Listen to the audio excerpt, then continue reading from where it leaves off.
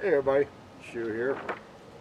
Well, today we tried to go out to Laurel Lake to watch the boat races, and unfortunately, due to the wind today, they had to cancel the boat races about 5 minutes before we got there.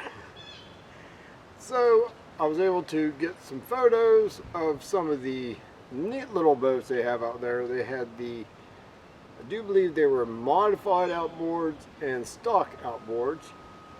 These things are neat. Even sitting still out of the water, they look like they're fast, like they're moving fast on land. So I was able to get a bunch of shots, so without further ado, we'll get to some boats pictures.